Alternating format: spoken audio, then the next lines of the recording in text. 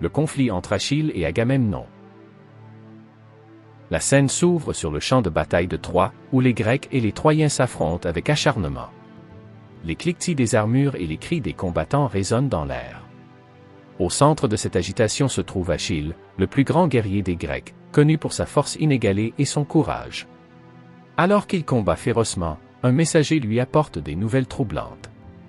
Agamemnon, le roi des Grecs, a fait un choix qui va à l'encontre des valeurs d'Achille. Il a pris Briséie, ta captive, après avoir perdu la sienne, annonce le messager, tremblant de peur. La nouvelle frappe Achille comme un coup de tonnerre. Comment ose-t-il me traiter ainsi?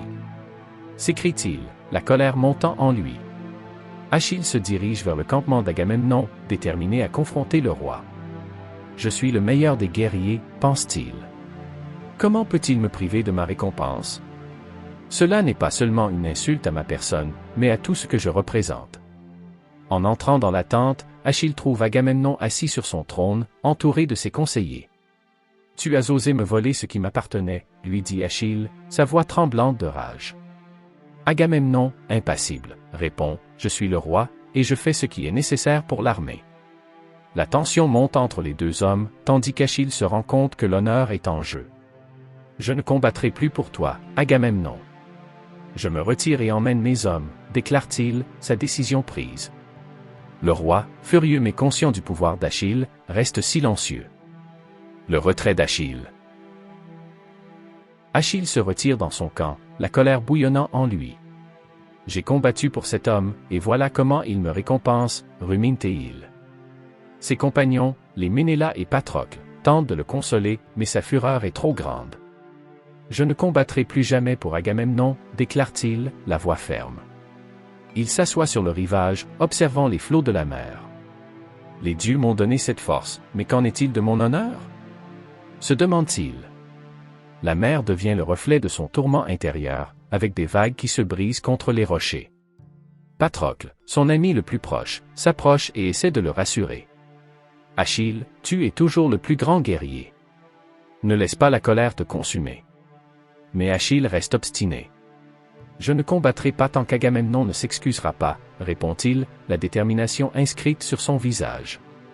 Les jours passent, et Achille se renferme dans sa colère.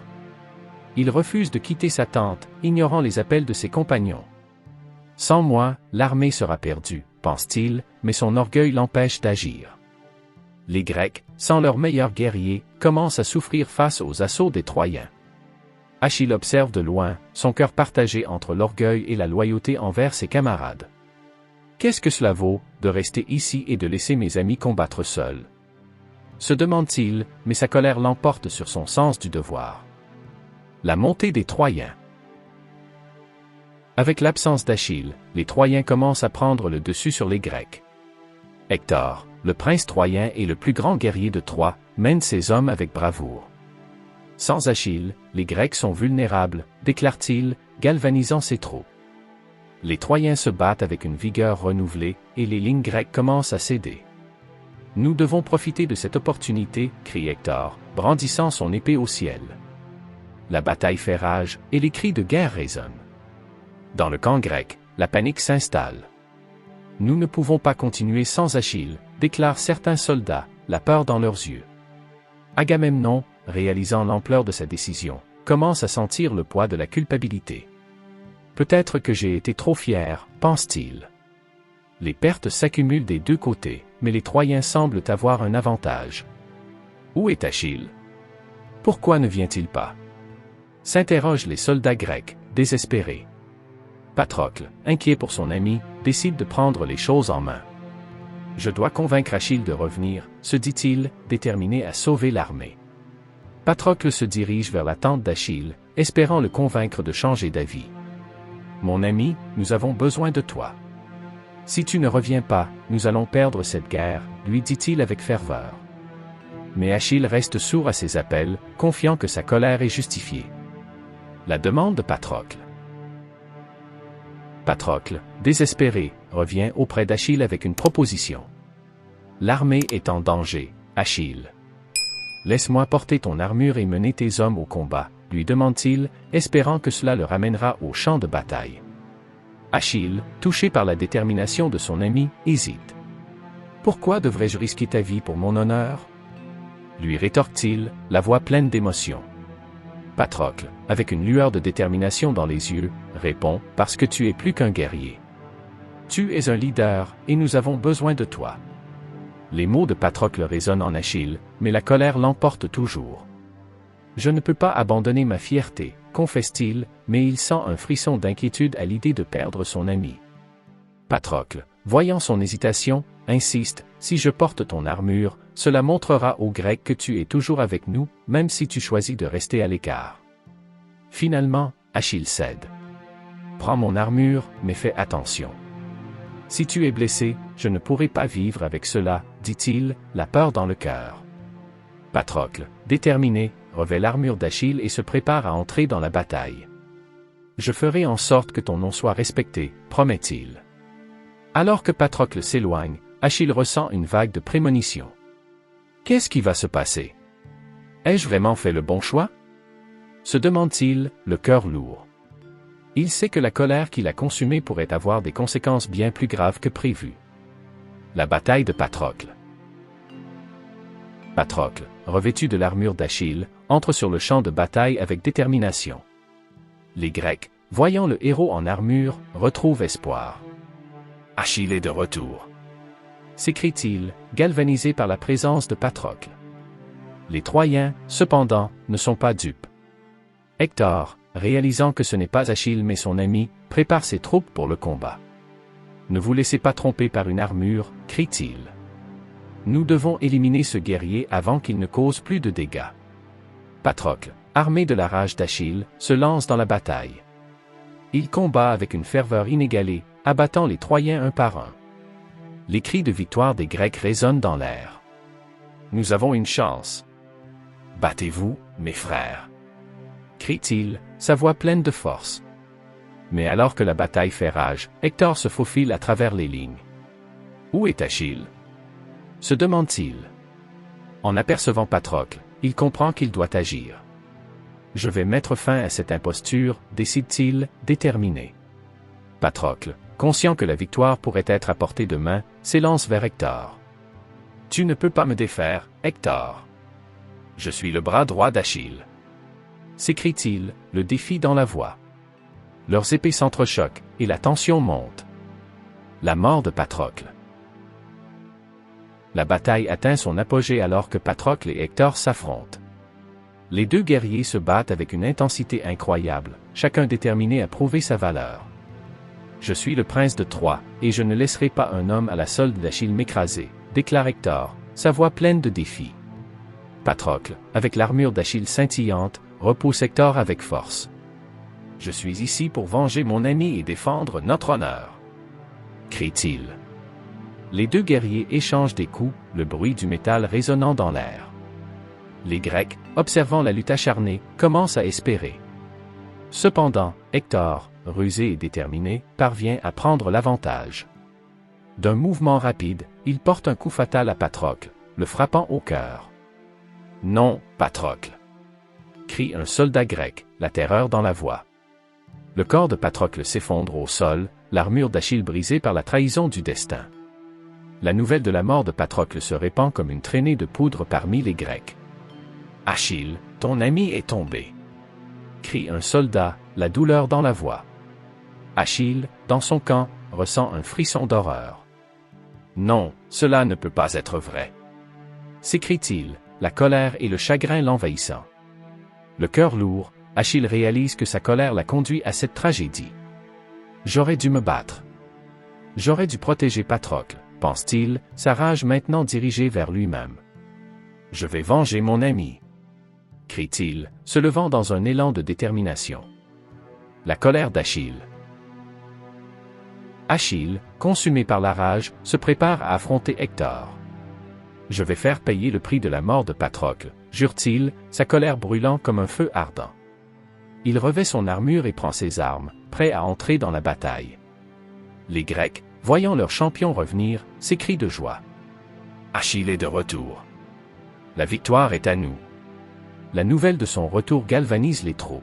« Avec lui, nous pouvons vaincre les Troyens. » crie-t-il, l'espoir renaissant dans leur cœur.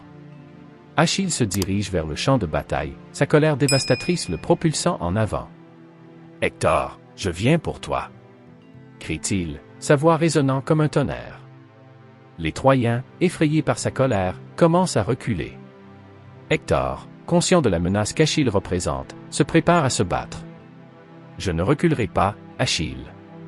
Je suis le prince de Troie, déclare-t-il, mais l'inquiétude transparaît dans son regard. La confrontation entre les deux guerriers est inévitable. Achille, aveuglé par la colère, se bat avec une fureur inouïe. Chaque coup de son épée est chargé de vengeance, et les Troyens tombent sous sa lame. « Tu auras ce que tu mérites, Hector, » dit-il, sa voix pleine de rage. Alors qu'il avance, les souvenirs de Patrocle le hantent. « Je vengerai mon ami, même si cela me coûte la vie, » pense-t-il, déterminé à ne laisser aucune place à l'hésitation. Le duel entre Achille et Hector.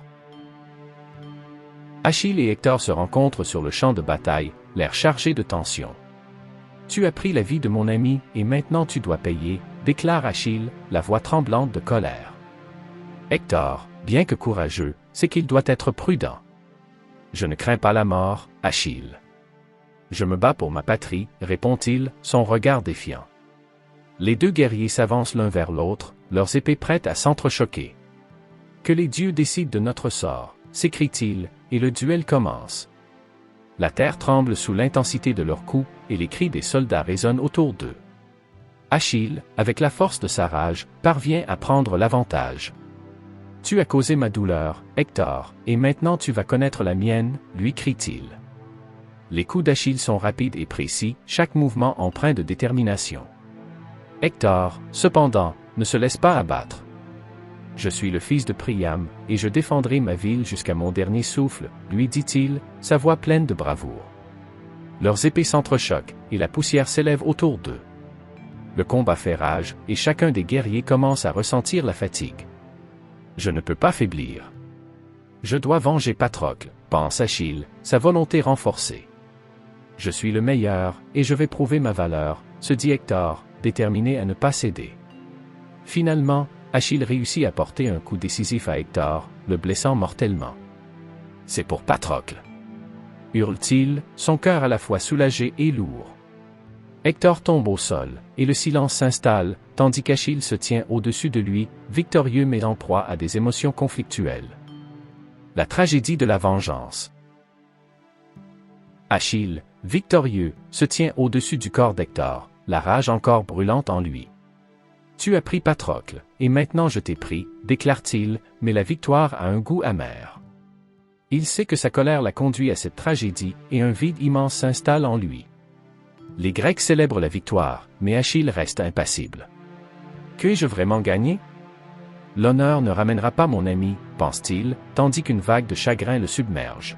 « J'ai tué un homme, mais cela n'effacera pas ma douleur. » Dans un acte de désespoir, Achille attache le corps d'Hector à son char et le traîne autour des murs de Troie. « C'est une humiliation que tu ne mérites pas, » dit-il, sa colère ne s'apaisant pas. Les Troyens, horrifiés, pleurent la perte de leur prince. Cependant, Priam, le roi de Troie et père d'Hector, se rend au camp grec, bravant la colère d'Achille. « Achille, je viens te demander la dépouille de mon fils. »« Je comprends ta douleur, » dit Priam, sa voix tremblante de chagrin. Achille, touché par la douleur d'un père, commence à ressentir un changement en lui. « Je sais ce que c'est de perdre un être cher, » dit-il, la colère progressivement remplacée par la compassion. « Peut-être que la vengeance ne m'apportera pas la paix que je cherche. » La rédemption d'Achille. Après avoir entendu les supplications de Priam, Achille, ému, décide de lui rendre le corps de son fils. « Je ne peux pas continuer à vivre avec cette colère. La vengeance ne m'apportera que plus de souffrance, » déclare-t-il, sa voix empreinte de sagesse. Priam, reconnaissant, remercie Achille, et les deux hommes partagent un moment de compréhension mutuelle. « Nous sommes tous les deux des pères en deuil, » dit Priam, les larmes aux yeux. « La guerre nous a pris ce que nous chérissons le plus. » Achille, réalisant que la colère ne peut guérir les blessures, commence à comprendre le véritable sens de l'honneur. « Je suis un guerrier, mais je suis aussi un homme. Je ne veux pas être défini par ma colère, pense-t-il. Je veux honorer la mémoire de Patrocle, non par la vengeance, mais par la paix. » Alors qu'Achille remet le corps d'Hector à Priam, il se sent libéré d'un poids immense. « Peut-être que la paix est le véritable signe de la force, » murmure-t-il, conscient que son chemin vers la rédemption a commencé. La guerre de Troie continuera, mais Achille sait maintenant que sa colère ne doit pas le contrôler. « Je vais me battre pour ceux que j'aime, et non pour ma propre gloire, » déclare-t-il, prêt à affronter l'avenir avec une nouvelle perspective.